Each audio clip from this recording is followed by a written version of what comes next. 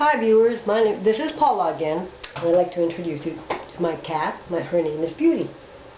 And Beauty is a Persian. She's a calico Persian. And she is very shy, so she's probably going to want to leave in a few seconds here because she doesn't like, she knows her picture's being taken and she's a bit tired, you know. But she's a very easy animal to take care of. She sleeps a lot during the day. She uses a litter box.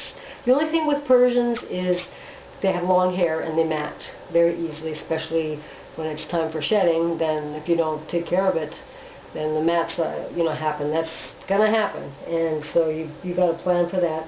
And then they get stuff around their eyes, and you got to keep up with that.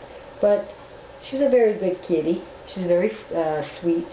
She's not aggressive, not dominant. And I've had her for a couple of years, so she's very easy to take care of. Alright, you want to go now, baby? Alright, we'll see you later. You want to go? Okay, so that's a cat breed that a lot of people get involved with because they're very friendly type of demeanor, and they're not hyper. But today what I wanted to talk to you about is actually people that decide to be house type breeders, they call them what do they call them? Backyard breeders. A backyard breeder is basically a person who wants extra money. They're not, they're not upper middle. They're not like upper middle class. They're mostly people that, they live paycheck to paycheck, and so making a little extra money here and there helps them out. And so what they do is they'll get a cat that has papers. It may not be a very high quality cat, but it has papers. And then they'll get a male and a female, and they start like that. Maybe a male and a female, and then they have a litter, and they see that, oh my God, that was easy.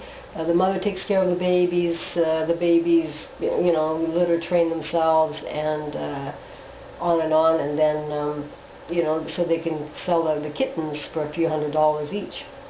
And the thing about that is, a lot of times it goes out of control, and it's not.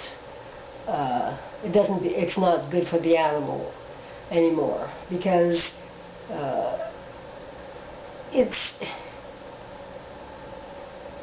there's a lot of things that can happen. There's diseases that cats can transmit to each other, and if that happens, it's like, oh my God, you got ringworm, for example. Ringworm is a famous, cats and dogs get it, and kids, they can get it very easily. So the fur on an animal will drop off, and they get some, depending on the severity. Each cat can get it to a different degree. Some cats get really bad. Some cats it doesn't affect them at all. They're like the carrier types. They don't get it, but they carry it, and they can give it to somebody. They can give it to people. But that's ringworm. And then there's feline calesi, which is it's a respiratory type of infection. It affects also their sinuses, and their eyes get all puffed up and red, and they, it's very, very uncomfortable for a cat, and it's very contagious.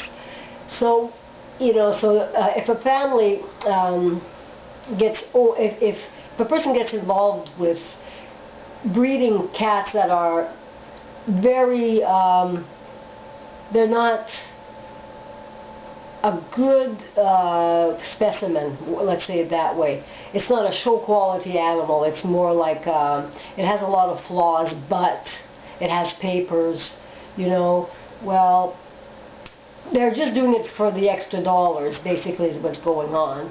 And sometimes it goes out of control, and it's just not the way to do things. It's like, but a lot of people do get involved with that, and with that, their health they're creating more kittens and cats that will end up at the shelter a lot of times. I've seen, I don't even want to get into that because, you know, there's a lot of things that can go wrong. And it's not that necessarily the person is cruel to the animal, but it's neglect, it's, you know, flea infestation, it's all kinds of things. So, making money selling cats or dogs, different breed, just doing it for the money, extra money, but not really for the breed itself, I would say no. I would say find another way to make money. You're just creating more problems for people. That's my message for today.